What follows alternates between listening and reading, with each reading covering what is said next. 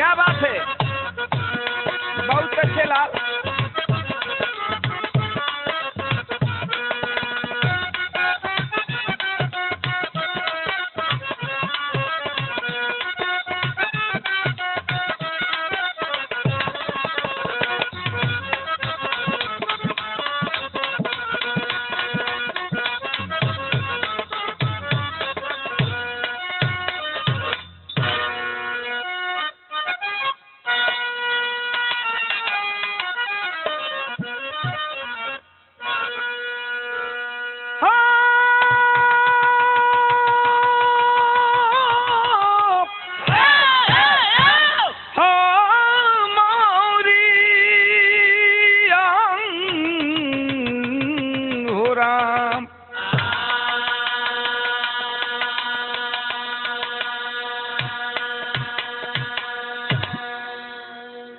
ए बाबू, एकरा पहले एक कैसेट रउआ सबके बीच में गई रहल है, जेवना कैसेट के नाम रहे आवारा बेटा।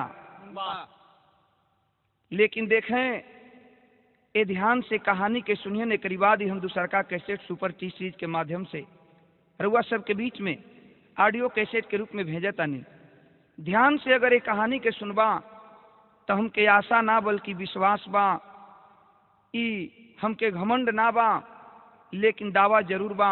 आंख से आंसू आवे न आवे, लेकिन बाबू कलेजा तो पसीजी जाएगा। देखें, ये करुण की कहानी है, लेकिन किसकी कहानी है? यहीं से कहानी की शुरुआत है। क्या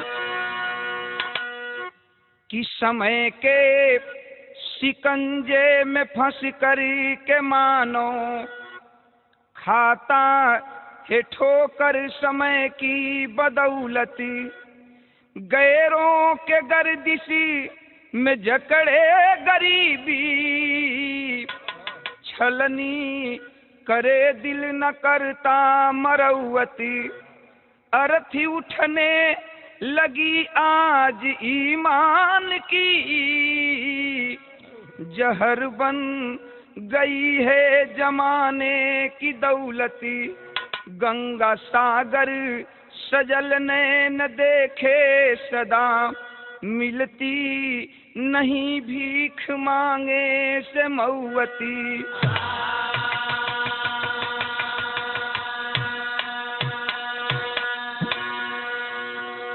यहीं से कहानी की शुरुआत है। लेकिन देखें बाबू, एक लाइन गजल का नमूना बा, उहे भोजपुरी गीत दिहल बा हमरे बिहार वाले। का गीत का लाइन बा मास्टर?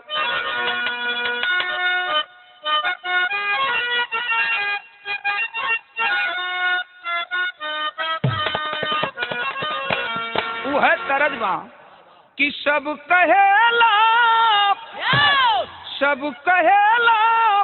कि बहुत सुघर बाड़ू तू, सब कहेला कि बहुत सुघर बाड़ू तू, तो ना लागे न काची उमरिया में, तो ना लागे न काची उमरिया में, तो ना लागे न काची उमरिया में, सब कहेला कि बहुत अरे सुघर बाड़ू तू,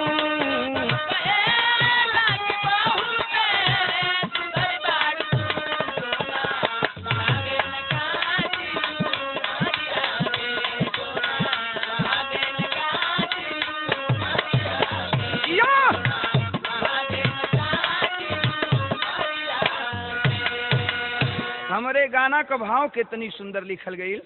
कहनाम बा कवि का कि आसमां में हजोरिया उगे चान के, आसमां में हजोरिया उगे चान के, कबहू जुआ डेराला अन्हरिया में, कबहू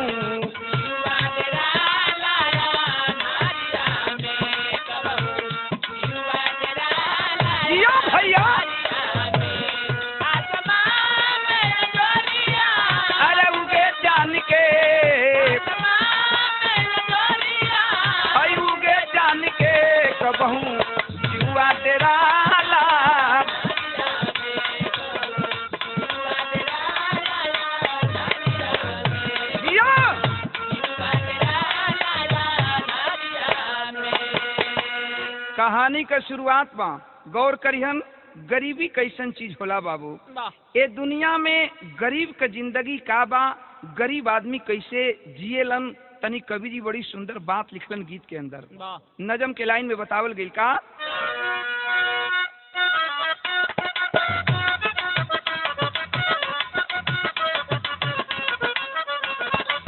पूछो गरीबों से, पूछो गरीबों से गरीबी कैसी आफत है, पूछो गरीबों से गरीबी कैसी आफत है, ठोकर ईर्ष्या देश जुल्म सहनाया दस है।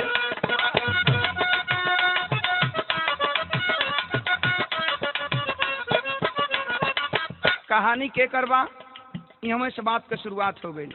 मजदूर राम सेवक, मजदूर राम सेवक बाठा मोतिहारी में, सुदामा शांति सुवन जी रहे लाचारी में।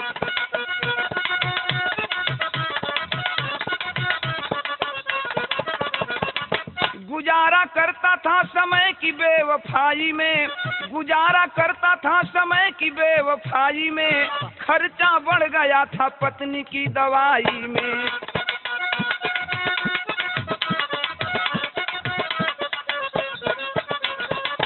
कर्म की मारी वह विपत्ति बोझ उठोती थी, कर्म की मारी वह विपत्ति बोझ उठोती थी, पड़ी मरण की सेज आह भर के रोती थी।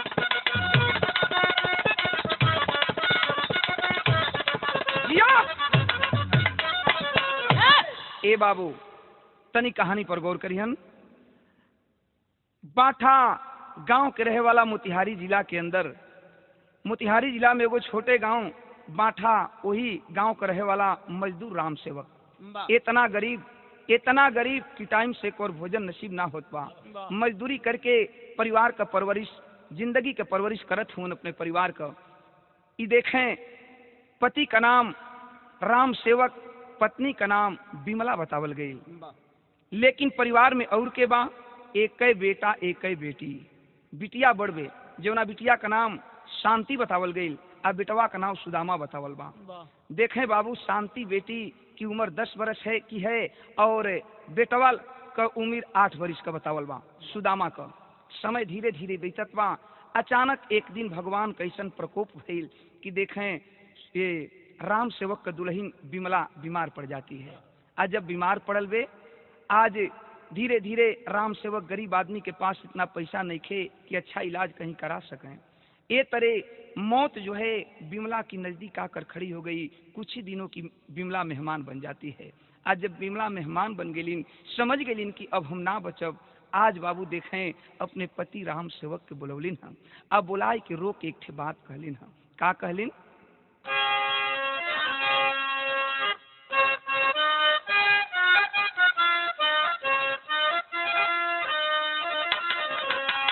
इहे रो के कहलिन हम कि प्रेम के फूल के सेजी सजवली ये सैया,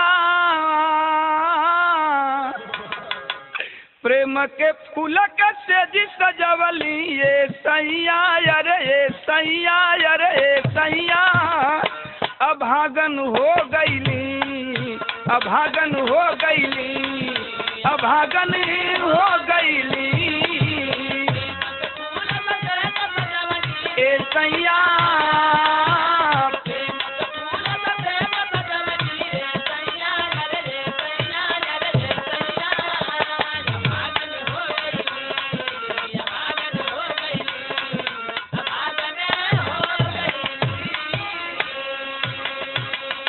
माई के मुर्तारी बिटिया शांति बैठल बे, गोड़ के लगे बेटवा सुदामा बैठल बा। अपने पति के रो के समझावत है कि ये सैया अब हमके हमरे बारे में ज्यादा चिंता मत करा। रोवत हुन राम सेवक कहलन कि देखा बिमला ऐसन मत कहा, हम गरीब आदमी जरूर बानी, कर्जा गुलाम कई के तोहार दवाई हम कराई, तू नहीं खोजेबू। लेकिन बाबू देखें बिमला दोनों लड़कन के हाथ पकड़ के लड़का लड़की के हाथ पकड़ के अपने पति राम सेवक के हाथ में रख दियलस। एगो बात कहत बे, का कहलस कि टोवे बबुवन के हाथे पंछी उड़ल चाहे माथे,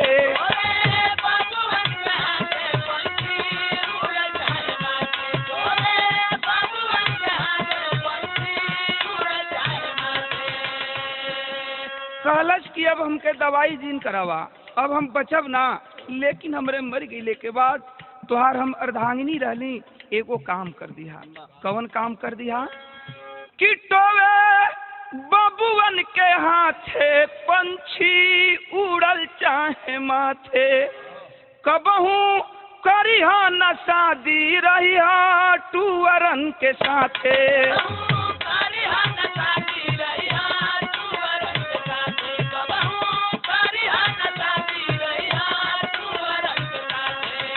छछन छछन के दूनो रोवे धई पैया, छछन छछन के दूनो रोवे धई पैया, यार धई पैया, यार धई पैया, अभागन हो गईली।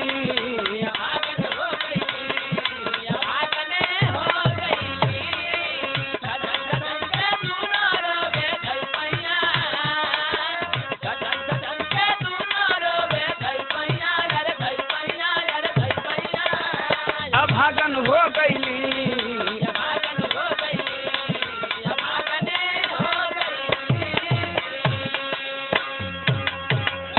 आखिर यह कही के बिमला बाबूजी मर जाती है, इस दुनिया को छोड़कर चली गई। कह कर गई थी कि पति देव आप दूसरी शादी मत करना। हम सुनले बानी कि सौतेली माई आवेली घर में त लइकन के बड़ा तकलीफ होला। इहे दुगो लइका हमार निशानी हुन। आई दोनों भाई बहन के तू अपने जान से ज्यादा जनिया, लेकिन दूसरा से शादी मत करिहा। आखिर गांव का मदद लेकर के, गांव घर के लोगों का मदद लेकर के बाबू राम सेवक अपनी विमला पत्नी का अंतिम दाह संस्कार कर दिया। और जब दाह संस्कार कर दिया, 1 महीना, 2 महीना, 3 महीना, 4 महीना, 6 महीना गुजर गई। जब 6 महीना गुजर गई, गांव घर के लोग दबाव देवे लगलन। गांव घर के लोग, हितई नतई के लोग आके कहलन कि अरे राम सेवक, तहार जिंदगी बड़ा लम्हर बा भैया, एक काम करा कि कम से कम अपना खातिर तना, लेकिन हई दूगो तहार लइका हुन, एगो लइकी एगो लइका, त कम से कम एहनी के मुंह देखा, तू दूसर बियाह कला, दूसर मेहरारू घर में आई त कम से कम लइकन के टाइम से भोजन त दी। आखिर पहले तो कुछ दिन तक नकारत चल गलन राम सेवक कि हम दूसर बियाह न करब, लेकिन गांव घर के इतना दबाव पड़ल कि राम सेवक दूसरी शादी कर ही लिया। और जब दूसर शादी कर लियलन, राम सेवक 2 दिन, 4 दिन, 10 दिन, 2 महीना, 4 महीना बीतल। आखिर वो परिवार में उहे होखे लागल जवन ना होखे के चाहिए। देखें बाबू, राम सेवक सुबह ही उठता था, नित्य क्रिया करके चला जाता था मजदूरी करने के लिए। घर में नई नवेली दुल्हन, वही दोनों बच्चे रह जाते थे। सौतेली माँ घर में जब आई है, 2-4 महीना गुजरा है। 2-4 महीना गुजरले के बाद अपन सौतेली माई का करनी दिखावे लगल। लइकन से दिन भर काम करावे। लड़कियां जवन बढ़वे, जेकर नाम शांति बा, शांति से दिन भर काम करावे और न त टाइम से भोजन भी मत दे। आज सवेरवे का तो बात बा, भोजनो ना देत रहे। सवेरवे का बात बा, सवेरे राम सेवक उठलन, हम चल गिलन मजदूरी करे। बेटी भी 10 वर्ष की हो चुकी है शांति, वो भी चली गई पिताजी के साथ मजदूरी करने के लिए। सवेर छोट लड़का के सुतले छोड़ के बहनियां अपना भैया के सुतले छोड़ के चल गई मजदूरी करे। लेकिन देखें बाबू, जब उठल बा वो छोट लड़का 8 वर्ष के, जब भैया उठल बा जाके माई के यहाँ दौड़ल गई बा, माई दीदी ना है इनका। माई जब इतनी बात सौतेली माई सुनलस, डांट करके कहती है कि तुमको केवल दीदी ही दिखाई पड़ती है, दीदी तेरी काम करने गई है, जाओ खेलो। लड़का रो के कहलस कि ए माई हमके रात भी भरपेट खाना ना दिहलो, बड़ी भूख लगल बा माई, हमके तनी कुछ खाना खाए के दे दा। यही तो लड़का का कसूर था बाबू। इतना ही वो बच्चा छोटा सा 8 वर्ष का सुदामा कहा था कि उठाती है सिमठा, गरम आग में तप रहा था सिमठा, और उसी सिमठे से लगी मारने, मारते मारते घर के दरवाजे के बाहर कर देती है। लड़का दरवाजे पर बैठ करके रो रहा है। तब तक 12-1 बजत बा। ठीक अब दोपहरी का टाइम होखे वाला बा। बहनियां मजदूरी कई के लौटल बे, दूरे से देखत बे कि भैया हमार छोट भाई दुआरी पर घर के बैठ के रोवत हुवन। बहिन का माया बाबू जाके दौड़ के उस सुदामा भाई के गोदी में उठा ली हलिन। आज जब उठा ली हलिन, बहन का प्यार पाया है, वो छोटा सा मासूम सुदामा बहन के गोद में सिसक करके रो रहा है कि दीदी दीदी तू ना जाने लू ना, तू तो चल जालू मजदूरी करे, लेकिन देखा माई हमके कहा कैली ना, माई बड़ी मरले बाड़ी दीदी, माई बड़ी मरले बाड़ी। रो के लड़का आज अपने दीदी से बतावत बा, का कहले बा,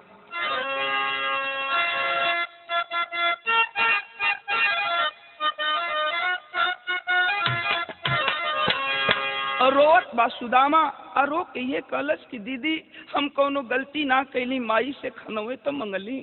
रो के कहले बा, का कहले बा कि माई आज मुअली के मार मरल बाड़ी, माई आज मुअली के मार मरल बाड़ी हो, माई आज मुअली के मार मरल बाड़ी। अरे माई आज मुअली के मार मरल बाड़ी, सिउठा से दाग पिठिया लाल कैल बाड़ी,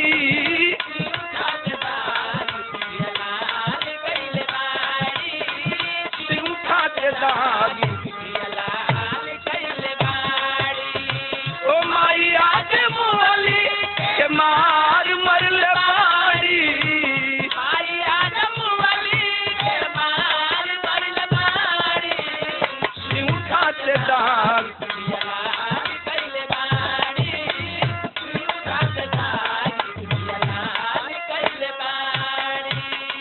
बहन का कलेजा कांप जाता है बाबू।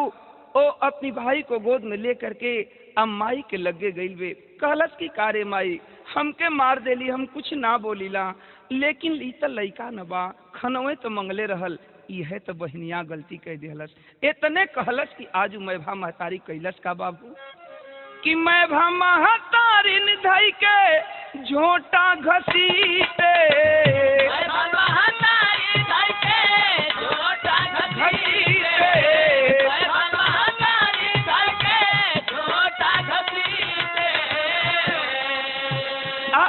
हन सुनवली ता शांति के पीते, और हन सुनवली हरा शांति के पीते, और हन सुनवली ता शांति के पीते।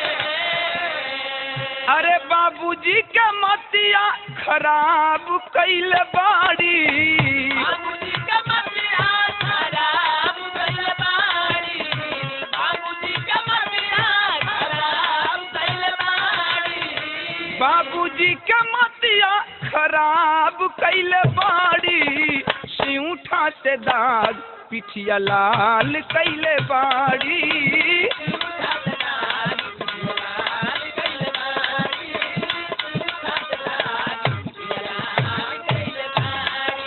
अरे बाबूजी के मतिया खराब कैल बाड़ी हो, बाबूजी के मतिया खराब कैल बाड़ी,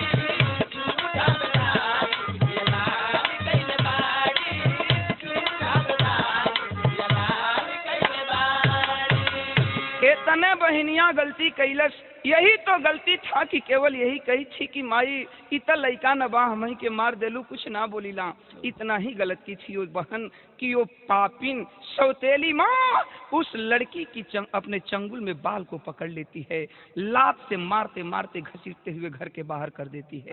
खैर बहनिया तय बाबू समझ बुझ के रह गई, लेकिन देखें अब साँझ भइल बा। राम सेवक मजदूरी कही के अइलन हम। दिन भर का थका हुआ बेचारा मजदूर राम सेवक खा करके घर में सो जाता है। एगो घरवा में बगलवे वाला घर में भैया बहनिया एगो खटिया पर सुतल हुवन। कटोरी में तेल लेके गइल वे उ नौकी राम सेवक के मेहरारू आ जाई के राम सेवक के कपार पर तेल लगा के लागल जाते। आ जब जातत जातत आखिर बतियावत बतियावत उनहु के धई के बैंड ऐठी दिहलस। आ बैंड ऐठ के कहलस कि सुनबा तू हमके बियाह कई के ले आइल बड़ा, हम तोहार मेहरारू हई, कौनो उड़र के नहीं आइल। राम से वो कहलन कि तू कहल का चाहताड़ू, तनी वह बतिया साफ साफ बतावा। तब उ मेहरारू जौन बे नौकी मेहरारू कहत बे राम सेवक से का कहले बे बाबू?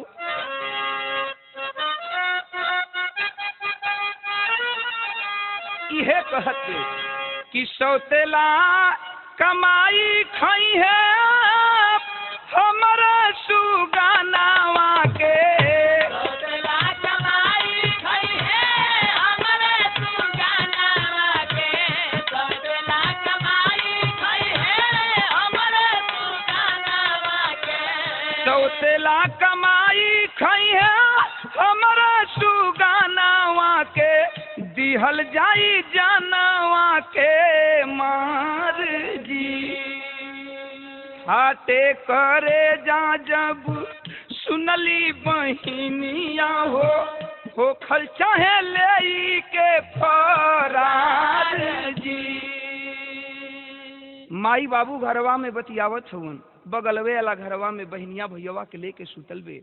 ए बाबू, लड़का का स्वभाव 8 बरिस का लड़का सूत गेल बा दीदी के गोद में, लेकिन वो बहन शांति का नींद ना आवत बटे। सोचत बे, जब माई का फुसफुसाहट सुन ले बे, आ दौड़ के आके बाबू के घरवा के केवाड़ी के पल्ला तर खड़ा होके सुने लगल। जब माई इतनी बात कहलास कि ई लइका जौन बा लइकिया त सयान हो जाई त कहीं बियाह कर दिहल जाई चल जाई, लेकिन लइकवा हमार गोद से हमरे पेट से जौन लइका जन्मी ओकरी आधा का हिस्सेदार हो जाई, एकर जान मार द। अब आँख हो जाती है वो शांति बहन बाबू, और दौड़ कर क्या कर भाई को सीने से लगा लेती है, रोने लगती है। रो के ये सोचत बे कि माई मरे के बेरी कह गई कि ये बेटी हम ते दुनिया के छोड़ के जात बानी, लेकिन हमरा मर गई के बाद ए लइका खाती तू ही माई बाड़ू और तू ही बहन बाड़ू। आज वो लड़की सोचत बे कि हमें भैया के कैसे बचाई। सोच गई कि हम ऐसने काम काहे ना कर दी कि बांस रही न बंसुरी बाजी। ए बाबू, धीरे धीरे भोर का टाइम भइल बा। जब भोर का टाइम भइल बा, भोरहरी में वो लड़की शांति भैया के गोदी में लेके घर छोड़ के निकल गई। घर छोड़ के निकल गई।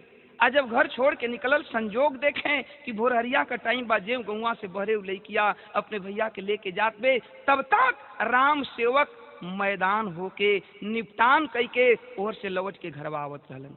दिखलन है कि अरे ई शांति असुदामा के लेके इतना भोरहरिया में कहाँ जात बे। आके रास्ता रोक लियलन, डांट के कहलन कि रे शांति कहाँ जा रही हो। हाथ जोड़ के वो लड़की रोत बे कि बाबू हमार रास्ता मत रोका, छोड़ दा बाबू छोड़ दा। रोत बे लड़की, आइए कहत बे का कहले बे।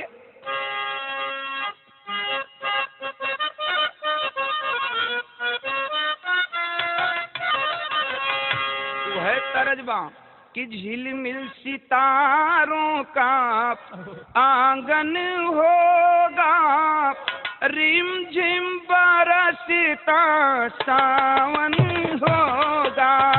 झिलमिल सितारों का आंगन होगा, रिम झिम बरसता सावन होगा। झिलमिल सितारों का आंगन होगा, रिम झिम बरसता सावन होगा। आज वो लड़की शांति अपने बाबू का पैर पकड़ के रोवत में कहलस कि बाबू रास्ता छोड़ दा, लेकिन रो के कहले बे का कहले बे कि पौआ पकड़ के रोवे, पौआ पकड़ के रोवे बिटिया बिचारी, पौआ पकड़ के रोवे बिटिया बिचारी, पैबा खजाना कौन बबुआ के मारी। पौआ पकड़ के रोवे बिटिया बेचारी, पैबा खजाना कौन बबुआ के मारी। पौआ पकड़ के रोवे बिटिया बेचारी, पैबा खजाना कौन बबुआ के मारी। रो के लड़की शांति कहलस बाबू कि माई के दियत दुलार जवन दिहला, मैं भाके मुँह में वह सुल कैली हला। मैं भाग मोह में वसूल कैली हला, मैं भाग मोह में वसूल कैली हला। जनवा के भीख मांगे, जनवा के भीख मांगे बन के दुखियारी, जनवा के भीख मांगे बन के दुखियारी, कोई खजाना कावन बबुआ के मारी। जानवा के भीख मांगे बन के दुखियारी, पाई खजाना कावन बबुआ के मारी। जानवा के भीख मांगे बन के दुखियारी, पाई खजाना कावन बबुआ के मारी।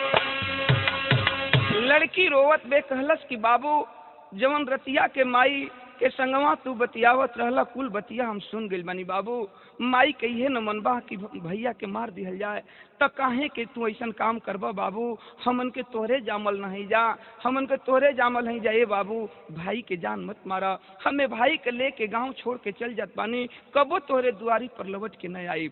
रहलन तराम सेवक बापे न औलाद के दिल अपने दिल में माया जरूर बा। सोच गिलन कि जवन हमार मेहरुआ चाहत बे उ कमवा हो ही जात बा त जान मरले से का फायदा बा। डांट करके राम सेवक बोला है आए शांति चली जाओ लेकर के, लेकिन याद रखना दोबारा कभी मेरे दरवाजे पर इस लड़का को लेकर के मत आना और न कभी तुम आना। बाबू का पाँव छोले बे लड़की भैया के गोदी में उठा के गांव छोड़ के लड़की चल दी हलस। आज जब गांव छोड़ के चलल बे कवि जी बड़ी सुंदर टेरी का बात लिखलन है का, अरे मानवता को जवाब चाहिए ए बाबू, मानवता को जवाब चाहिए, मोह के मकड़ जाल में करने चला हिसाब। मार देखा लड़की लेके जात बे, लेकिन लड़की जब गांव के बहरे गई बे जंगली रास्ता बा, वही जंगल के रास्ता पकड़ के लड़की अपने छोट भाई 8 वर्ष के सुदामा के लेके जा रहल बे। लेकिन भइल का बाबूजी,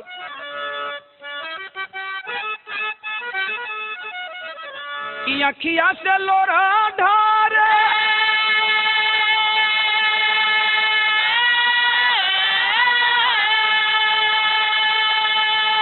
ए बाबू बन के पतैया झारे,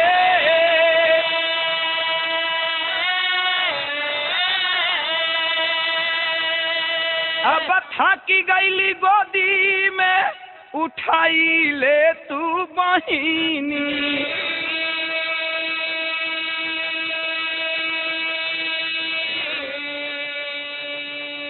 ठीक जंगल के बीचों बीच बहन अपनी भाई को लेकर पहुंची है कि अचानक उस भाई बहन के साथ एक घटना घटी है बाबू।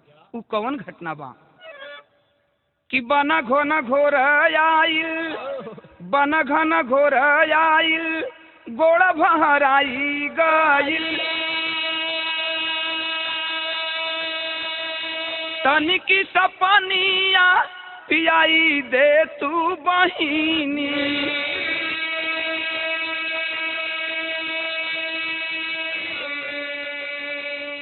भैया सुदामा रो रो पूछत बा कि दीदी दीदी हमके कहाँ लेके जात बाड़ू। बाहरे बहन भाई के समझावत बे कि भैया रो मत, चला अभी हमनी के घर पराया हो गई हमनी खातिर, चला मामा के यहाँ रहल जाई। लेके जात बे, लेकिन बाबू देखें जेठ का दोपहरिया बा, 12 बजे वाला बा, भाई के मुंह सुखत बा।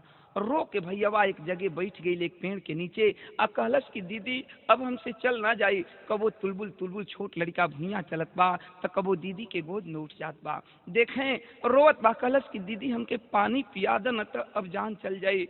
बेर सूर्य भगवान कपारे के ऊपर हुवन, 12 बजे वाला बा, दीदी अब तक मुंह में का एगो टुकड़ा न गई, कम से कम पनिए तक पियादा। बहनिया सोचे लगल कि ये जंगल में भाई के पानी कहवा से पियाई, लेकिन बारे भाई बहन का माया बहनिया से बर्दाश्त न भइल। वो भैया के एक ठे पेड़े के नीचे बैठा दियलस। अब बैठा के कहले बे का कहले बे बाबू कि गईली बहनिया भुलैली डहरिया हो, अब डहकत वीराना के बचाई ले तू बहिनी।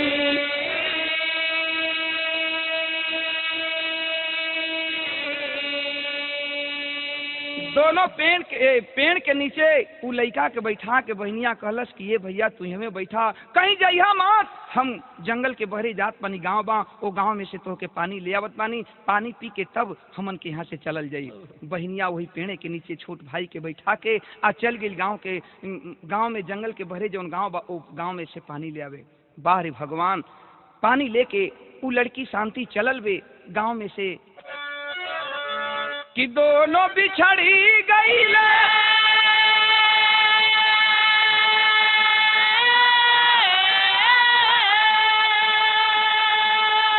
ए बाबू विधि का विधानावा हो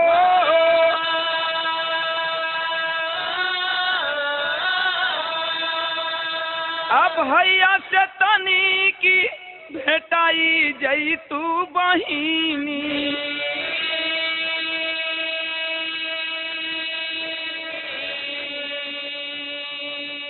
पानी लेकर के वो लड़की तो चली है जरूर बाबू, लेकिन यही घटना घटा। आखिर वो जंगली रास्ता समझ नहीं पाई, जिस रास्ता को पकड़ कर आई थी वो न पकड़ करके एक दूसरा ही रास्ता पकड़ लेती है। जंगल में चली गई, इस कोने पर भाई बैठा है और ठीक जंगल के बीचों बीच उस कोने पर जा करके अपने भाई को खोज रही है। धीरे धीरे दिन ढल गया, शाम हो गया।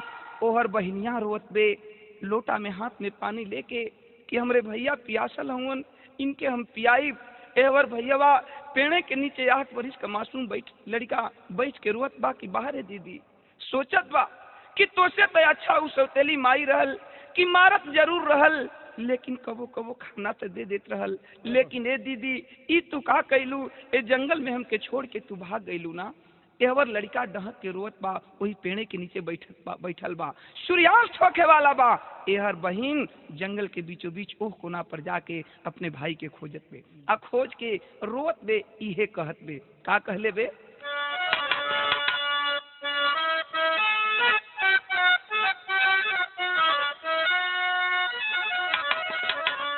यही रो करके बहन कहती है कि तोहे ढूंढी कहाँ भैया, तोहे ढूंढी कहाँ भैया, पतवार बिना डूबे मझधार बिचे नैया, तोहे ढूंढी कहाँ भैया, तोहे ढूंढी कहाँ भैया, पतवार बिचे डूबे मझधार बिचे नैया, तोहे ढूंढी कहाँ भैया, तोहे ढूंढी कहाँ भैया, पतवार बिना डूबे मझधार बिचे नैया। रोवत बे लड़की, लोटा में पानी हाथ में बा, हाथ में लोटा में पानी लेके आइए रो रो कहत बेका, तोहरा बिना सुन लागे जिंदगी बिरानवा, तोहरा बिना सुन लागे जिंदगी बिरानवा, तोहरा बिना सुन लागे जिंदगी बिरानवा। मन करे माहुर खाके तजदी परानवा, मन कर माहुर खाके तजदी परानवा, मन कर माहुर खाके तजदी परानवा। दुख के से कहीं भैया, दुख के से कहीं भैया, एक सेठ भेटा गईले बबुनी के पोसवैया, तोहे ढूंढी कहाँ भैया, तोहे ढूंढी कहाँ भैया, पतवार बिना डूबे मझधार बिचे नैया, तोहे ढूंढी कहाँ भैया, तोहे ढूंढी कहाँ भैया, पतवार बिना डूबे मझधार बिचे नैया। लड़की रो रही है बाबू। तब तक देखें एक और घटना घट गई। शाम का वक्त बा, सूर्यास्त होखे वाला बा आ उहे जंगलवा का रास्ता पकड़ के एगो सेठ जी जात रहलन, जेवना सेठ जी का नाम धनमल सेठ बतावल गई। जब लड़की के देखलन ह कि अरे ए सुनसान जंगल में हाथ में लोटा का पानी लेके आई लड़की कलप कलप के रोवत में आखिर बात का बा। बाहरे सेठ जी धनमल सेठ और बिटिया के नजदीके गईलन हम, कहलन कि बेटी कैसन रोवत बाड़ू बेटी, केकर बेटी हो, कहवा से तू आइल बाड़ू, का खोजत बाड़ू बिटिया। जब बेटी शब्द सुनती है वो लड़की आह भर देती है, आंखों में आंसू लेकर पूरी दास्तान बताती है कि का कहीं बाबू माई मर गईले, बाबू पराया बन गईलन, सौतेली माई के मुंह माया में फंस के हमन के भाई बहन के घर से निकाल दियलन। ए बाबू भैया प्यासा रहलन, उनके पानी लेके हम अली, लेकिन जंगल में खोजत पानी हमार भैया ना मिलत हवन। सेठ जी का दिल में दया आ गई। धनमल सेठ कहलन कि ये बेटी एक काम करा, इस जंगल का बात बा, जंगली जगह बा, थोड़े ही देर में जंगली जानवर आ जाएंगे यहाँ, तुम चलो बेटी मेरे साथ, और तुम चलो मेरे साथ, सुबह होते ही मैं तेरे भाई को ढूंढवाने का प्रयास करूंगा, अगर तेरा भाई मिल जाएगा तेरे भाई के साथ मैं लगा दूंगा। लड़की पिता मान के धनमल सेठ के संगे चल गई। आज जब घरवा ले गेलन धनमल सेठ तो देखें बाबूजी सबसे बड़ आश्चर्यजनक तो ई बात रहल कि धनमल सेठ के भगवान सब कुछ देले रहलन, धन दौलत की कोई कमी नहीं थी, मात्र कमी थी तो धनमल सेठ को भगवान ने कोई औलाद नहीं दिया था। आज जब लड़की के घरे ले गईलन धनमल सेठ, वो बेटी का आपन बिटिया मान लिहलन, सोच गेलन कि हो सकत बा कि भगवान हमके यही रूप में ए बेटी के देले हुन। आपन बेटी मान के वो बेटी के पोसे पाले लगलन। आज वो लड़की धीरे धीरे 20 बरिस के हो गई। कहने का मतलब कि 10 बरिस का उम्र 10 बरिस और गुजर गई, 20 बरिस की लड़की हो जाती है, और जब जवानी की दहलीज पर आती है लड़की, आज धनमल सेठ सोच गए कि बाह बाह हमार बेटी जवान हो गई। एगो बाप का फर्ज होखेला कि बेटी के जंघा पर बैठा के कन्यादान दे दिहला से बाप का जिंदगी सफल हो जाला। आज वो धनमल सेठ बगलवे वाला गांव में मुसाफिर सेठ के लड़का से वो बिटिया का शादी तय कर दिहलन। आज जब शादी तय हो गई तब भइल का बाबूजी,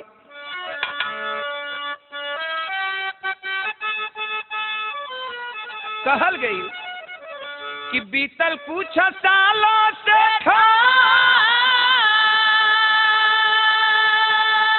बीतल कुछ सालों से शादी रचाई दिहले, बीतल कुछ सालों से शादी रचाई दिहले, बीतल कुछ सालों से शादी रचाई दिहले। आई गईली पिया के भावनावा बहिनिया हो, आई गईली पिया के भावनावा बहिनिया हो, आई गईली पिया के भावनावा बहिनिया हो, आई गईली पिया के भावनावा बहिनिया हो, आई गईली पिया के भावनावा बहिनिया हो, आई गईली पिया के भावनावा बहिनिया हो। बारे भगवान तेरी भी माया गजब है। आज है शांति बहिनिया, आज बाबुल की घर छोड़ करके, आज धनमल सेठ के परिवार को छोड़ करके मुसाफिर सेठ के घर में वो दुल्हन बन करके जाती है। आज जब दुल्हन बन के गई देखें तब तक मात्र 4 ही दिन गुजरल बा, 4 ही दिन गुजरल बा। वो मुसाफिर सेठ के घर में बहू बन के जब वो शांति बेटी गई, 4 दिन गुजरल बा कि अचानक एगो औरी घटना घट गई। कौन घटना घटल बा कि धन्य विधाता तोहरी धन्य लिखनिया हो, धन्य विधाता तोहरी धन्य लिखनिया हो, धन्य विधाता तोहरी धन्य लिखनिया हो। सांप काट लिहलस देवा, सांप काट लिहलस घर का रोवे परानिया हो, सांप काट लिहलस रोवे घर का परानिया हो, सांप काट लिहलस रोवे घर का परानिया हो। छोड़ी दिहलिया लर पारा नवा बहिनिया हो, छोड़ी दिहलिया लर पारनवा बहिनिया हो, छोड़ दिहलिया लर पारनवा बहिनिया हो, छोड़ दिहलिया लर पारनवा बहिनिया हो, छोड़ दिहलिया लर पारनवा बहिनिया हो।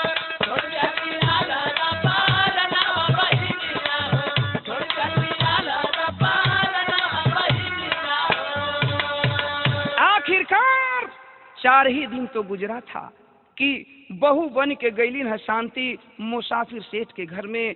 अचानक आज रक्षाबंधन का दिन बा, सवेरे से बहनियां रोत बे कि आज भैया अगर हमार रहतन, आज सुदामा भाई रहतन तो उनके हाथ में उनके कलाई में हम राखी बदती। ए बाबू, वही घरवा में एगो भूसा वाला घर बा, वही भूसा वाला घर में बहनियां कोनो काम से गई कि अचानक उसी भूसे वाला घर में सर्प बैठा था, डंक को मार देता है। थोड़े ही देर में शांति बेहोश हो जाती है। गांव में हलचल मच गया कि मुसाफिर सेठ के बहू 4 दिन अइले भइल रहल कि आज सांप काट दिहलस। आस पड़ोस के लोग आए, दावा दारू झाड़ फूंक उपचार बहुत शुरू हुआ बाबू, लेकिन उस लड़की को कोई बचा नहीं पाया। आज जब लड़की के ना केहू बचावल, गांव घर लोगन के भीड़ लागल बा मुसाफिर सेठ के दरवाजा पर। सब लोग ये कहत बा कि भैया जवन होके के तवन तो हो गई, अब एक काम करा लो कि केरा ले आवा लोग, केरा के पेड़ पर ये लड़की के लाश के दफना दिहल जाए। मुसाफिर सेठ के बहू के लाश केरा के पेड़ पर दफना दिहल जाए। देखें बाबूजी केरा काट के आइल बा, ओ केरा के पेड़ पर ओ शांति बहिन के लाश रखल गइल बा, मुंह से गाज निकलत बाटे। अब अंतिम क्रिया करे के तैयारी में लोग हुवन, तब तक एगो और घटना घट गई। कौन घटना घटल बा बाबू?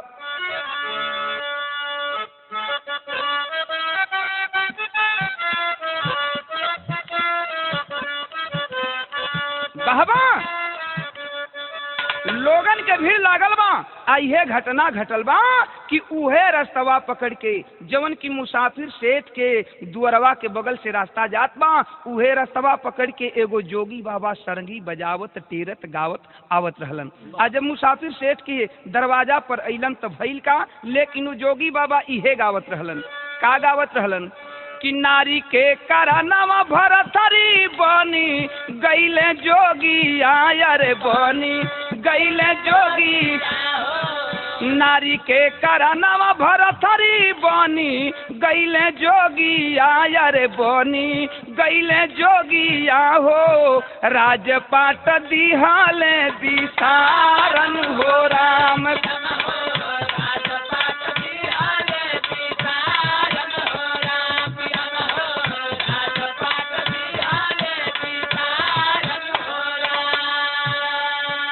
ए बाबू, दरवाजा पर देखलन जोगी बाबा, मुसाफिर सेठ के बड़ा भीड़ लगल बा।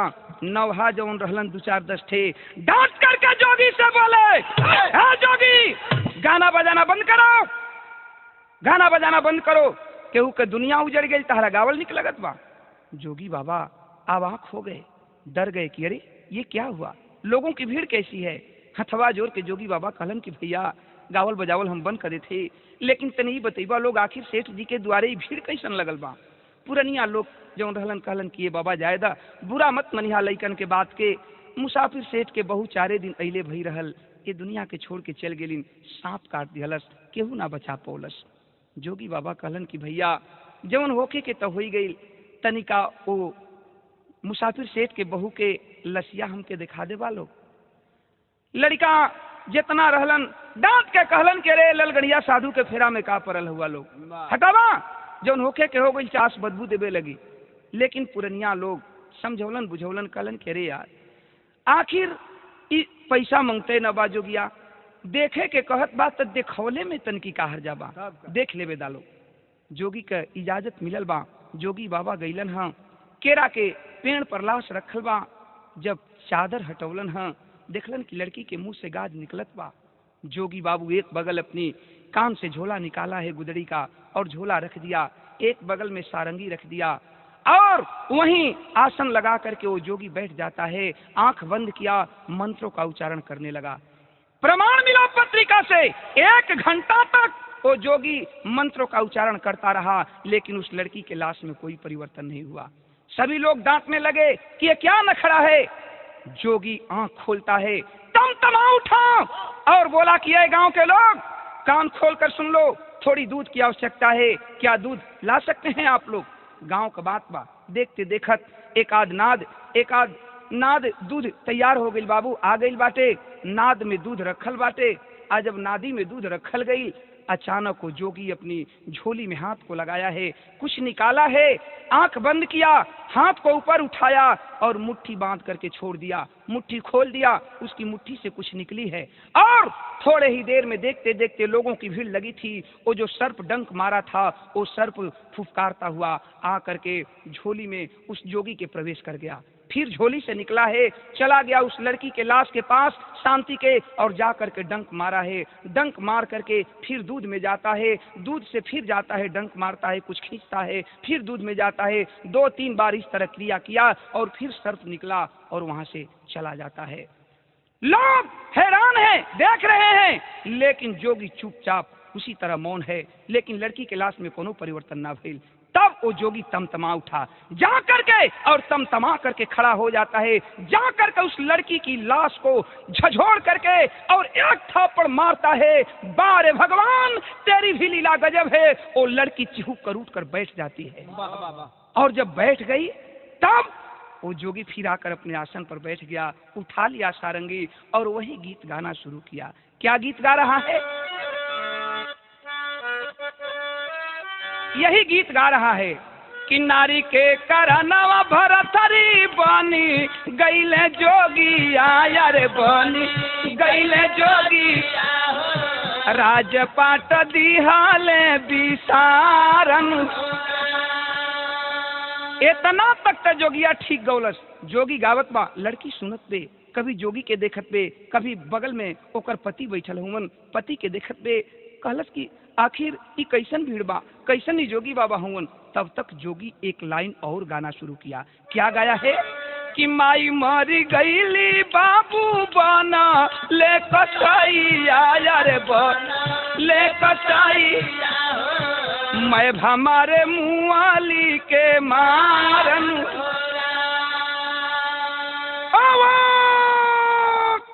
अवाक हो जाती है लड़की, दौड़ करके जोगी के नजदीक आती है, कहती है कि बाबा बाबा बाबा क्या तू गा रहे हो बाबा, ये कैसी गीत है? जोगी शक पका जाता है, डर जाता है कि कहीं लोग मुझे मारने न लगे और यही डर करके कहता है कि बहन मैं तो अपनी बीती हुई बात गा रहा था। तब वो लड़की कहती है कि बाबा ये कैसी बात है, माई मरी गईली, ये का बात बा? तब जोगिया फिर तीसर की लाइन शुरू कैले बा, आंख से आंसू चलत बा और रोत बा जोगी अगावत बा। का कहले बा कि माई के मुँह लकायव है बहिनी के भुलाला काया रे, बहिनी के भुलाला पानी बिन बे पानी पानी दारन हो राम।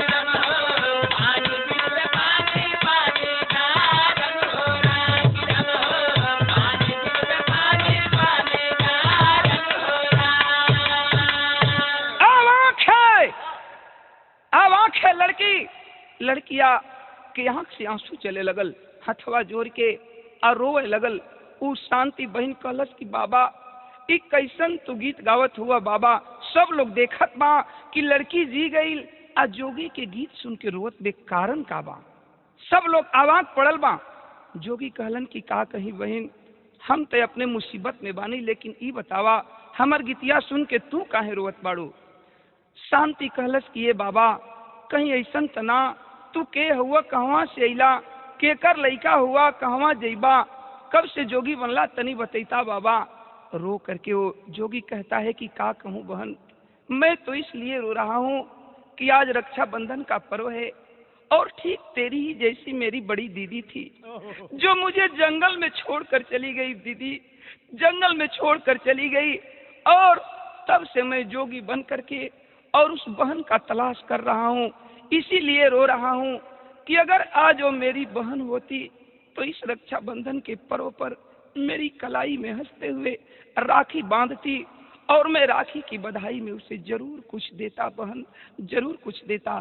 आँख है वो लड़की, अब आँख है, कहती है कि बाबा कहीं तेरा नाम सुदामा तो नहीं है?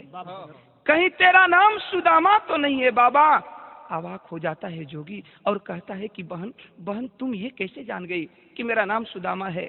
रोने लगती है, रो रो करके कहती है कि बस भैया बस, अरे जिस बहन की तू आज 10 बरस से तलाश कर रहा है वो कोई और नहीं है बल्कि वो तेरी बहन मैं ही हूँ भैया, मैं ही हूँ। वो तेरी बहन मैं ही हूँ, मेरा नाम शांति है, वही मैं तेरी शांति हूँ भैया, वही मैं तेरी शांति हूँ। दोनों भाई बहन सीना से सीना मिला करके रो रहे हैं। अचानक वो बोल पड़ा जोगी की, अरे पगली दीदी, तू आज रक्षाबंधन का पर्व है, क्या मेरी कलाई में राखी नहीं बांधेगी? तब तक वो लड़की कहती है कि सब कुछ ठीक है भैया, लेकिन ये बता कि तू जोगी कैसे बना, तू जोगी कैसे बना? कहने लगा वही लड़का, बताया कि देख, जब तू पानी लेने के लिए गई दीदी और नहीं आई तो मैं पेड़ के नीचे बैठकर रो रहा था, तब तक अचानक एक जोगी बाबा गए, वही रास्ता पकड़कर मुझे रोते हुए देखे, उठा लिए, पूरी बात मैंने बताया। जोगी बाबा कहने लगे कि चलो बेटा, मैं तो जोगी फकीर का आदमी हूँ, तुम मेरे साथ जोग रमाओ और हो सकता है किसी दिन किसी मोड़ पर तेरी बहन मिल जाए। तभी से मैं जोगी बन गया और तुझे ढूंढता रहा। जाती है बहन दौड़ करके, जा करके और रक्षाबंधन लाती है बाबू, आरती की थाल सजाती है, भैया के कलाई में राखी बांधती है। आज जब रखिया बंधलिन कहलिन कि भैया राखी के बधाई में हमें कुछ ना देबा। भाई जोगी रोने लगा। सुदामा कहता है कि अरे पगली, इस जोगी के पास और है ही क्या, मैं तुम्हें क्या दे सकता हूँ, केवल प्यार के अलावा और मेरे पास कुछ नहीं है। कहती है कि नहीं भैया नहीं, हमें राखी के बधाई में यही चाहिए कि आज से तू वादा कर, ये झोली और ये सारंगी फेंक दे भैया, और आज से तुम इसी घर में मेरे साथ रहेगा भैया। हंसता है और कहता है जोगी की अरे पगली, तुमसे तो मुलाकात हो ही गया, लेकिन एक बात सुन, जरा पिताजी के बारे में भी पता लगाना है जो हम लोगों को जन्म दिए हैं, आखिर पिताजी कैसे हैं। देखें बाबू, कहानी आगे बढ़ी है। हुआ क्या,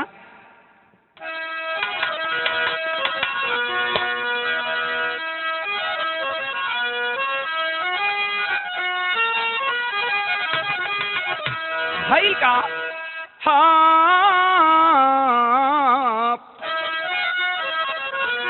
नदिया के धारना नदिया के धारना अरार से रोकाला बाबू, अरे नहीं रोकाइल भैया बहिनी के प्यार, अदेई के दिलासा धैले आगे के डहरिया दादा, अइल मोतिहारी बाठा गंवारी मझारी। रो करके भाई रक्षाबंधन बंधवाया है और वहां से चल पड़ा। वादा किया कि बहन रक्षा बधाई के बदले मैं यही देता हूं तुम्हें कि चाहे मैं धरती के किसी कोने में रहूंगा, रक्षाबंधन के दिन मैं तेरे दरवाजे पर आऊंगा और आ करके अपनी बड़ी बहन से अपनी कलाई में राखी बंधवाऊंगा। यही कह करके जोगी वो सारंगी बजाता हुआ एक तरफ गांव से बाहर निकल पड़ा। बहन दरवाजे पर खड़ी होकर अपने जोगी भाई को देख रही है कि आज भैया फिर मुझसे दूर हो रहा है।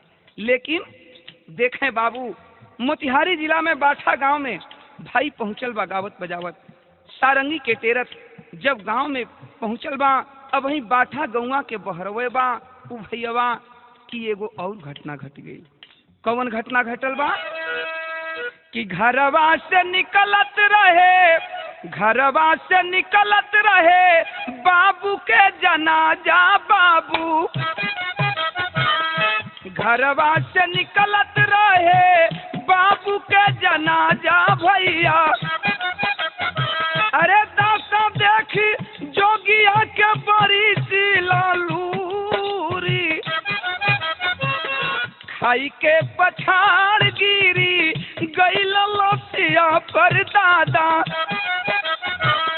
हम ही अभागा सौतेला बेटा तूरी, दाह संस्कार कैले पंचन के समहनवा बाबू, दाह संस्कार कैले पंचन के समहनवा बाबू, बरबस नजरिया गइल बेचल छलाई, अनमोल खजाना हमके दई दा गुदरिया माई। तनी बात समझ ला ए बाबू, जेमे गौवा के बहरे बाणन कि आज देखत हुन की केहू आदमी का लाश निकलत बा। आ जब देखलन हाँ गांव घर के लोगन के पहचानत देर न लगल। जाके उ जोगिया पूछत बा कि ए बाबू, ए चचा, ए भैया, ई केकर लाश बा? वाह वाह वाह रे भगवान, तेरी भी माया गजब है कि आज 10 वर्ष गुजर गया था, लेकिन गांव के लोग उस सुदामा जोगी को पहचानने से इनकार नहीं कर पाए। लाश को रख दिए और गांव के लोग कहने लगे कि बेटा, कहीं तू सुदामा तो नहीं है? हाँ बाबू, हाँ चचा, हम ही सुदामा हिला। बात का भाई केकर लाश बा? गांव के लोग पुरनिया कहलन कि कारे सुदामा, अरे तू है न रहले, जब छोट रहले केहू के दरवाजे पर केहू तोरे चल जाए तो तोके बेगोदी में उठोले ओकरा चैन न पड़े, तोके पूरा गांव दुलार प्यार करत रहल। आज तू छोड़ के अब तू चल गईले बेटा, चल गईला, अपने बाबू का ख्याल न कैला।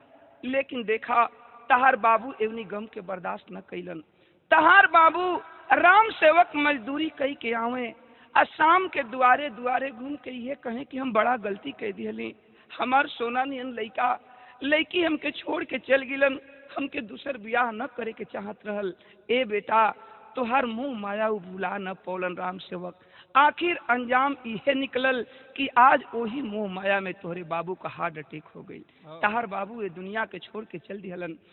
जब इतनी बात सुदामा जोगी सुनलन है, एक तरफ सारंगी फेंक दिया, एक तरफ झोली है गुदड़ी का, बाप के लाश पर फूट फूट कर रो रहा है। लेकिन बाहर सुदामा जोगी कंधे पर लाश को उठाया है, अंतिम संस्कार किया।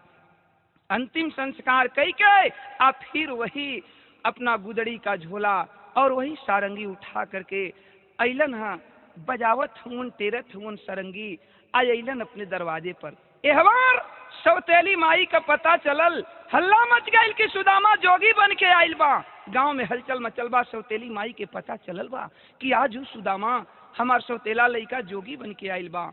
ए बाबू, सौतेली माई दौड़ल बे, दरवाजा पर ही पहुंचलन हम, जाके पांव छोल चाहत बे, तब तक 4 कदम वो सुदामा जोगी पीछे हट जाता है। कहता है कि अरे पागल, तू मेरी धर्म की माँ हो और तू मेरा पैर छू रही है, क्या मुझे नर्क में भी जगह नहीं दोगी माँ? ऐसा मत करो माँ। रोती है वो कि ए बाबू, जवन हम कहनी तमन पहली, आज तहार बाबू मर गईलन, ए परिवार का परवरिश करे वाला केहू नहीं खे। अब भगवान देखें, सबसे बड़ी बात तो ये है कि जवना बेटा के मोह माया में वो सौतेला बेटा के उस सौतेली माई दूर कैलस, आज भगवान कैसन माया की 10 बरिस गुजर गई, ओकरा कोख में एको औलाद ना भइलन। सोचत वे सौतेली माई रोवत बे, कहलस कि बेटा केहू ना बा आगे पीछे, अब तोहरे सहारा बा।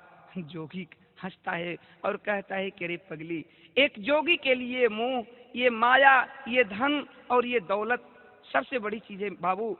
कि इस कहानी में, मेरा कहानी जो है, इस विरह की ये जो कहानी है, अंततो गत्वा बैराग की ओर जा रही है। गौर करेंगे, आज जो बैरागी जोगी कहता है कि एक जोगी के लिए मोह माया धन दौलत नहीं माना ना, हमें कुछ नहीं चाहिए, अगर देना है तो एक ही चीज दे दो माँ। झोली फैलाता है और वो जोगी मांगता है अपनी धर्म की माँ से। क्या कहता है कि अनमोल खजाना हमके दे दो गुदड़िया माई,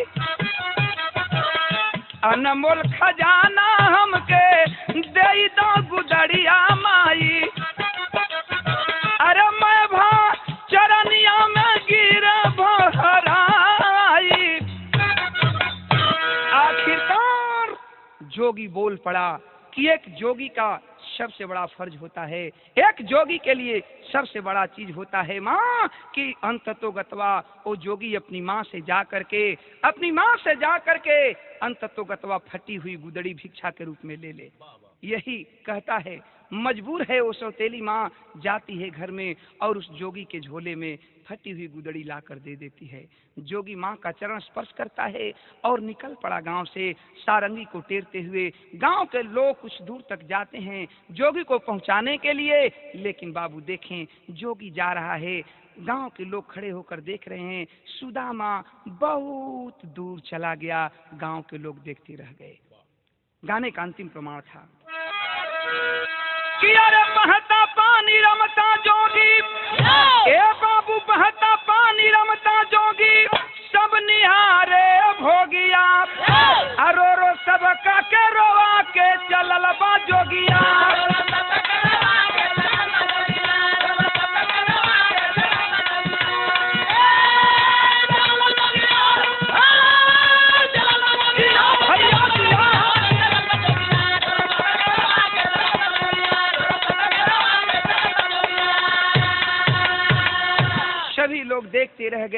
ओ सुदामा जोगी सारंगी को टेरता हुआ बहुत दूर जा चुका था।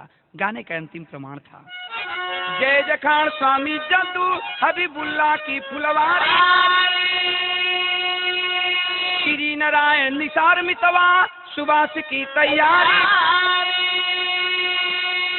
अरे मनौता को जवाब चाहिए, ए भैया मनौता को जवाब चाहिए। रोशनी गंगा सागर ओम प्रकाश महताब, मनौता को जवाब चाहिए।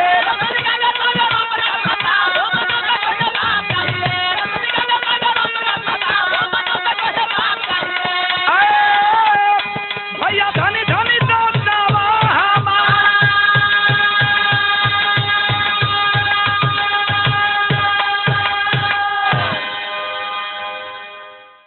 प्रेम के फूल के सेजी सजवली ये सैया, अरे ये सैया, अरे ये सैया।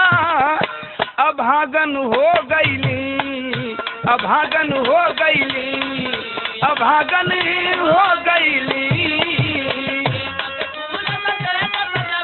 ए सैया।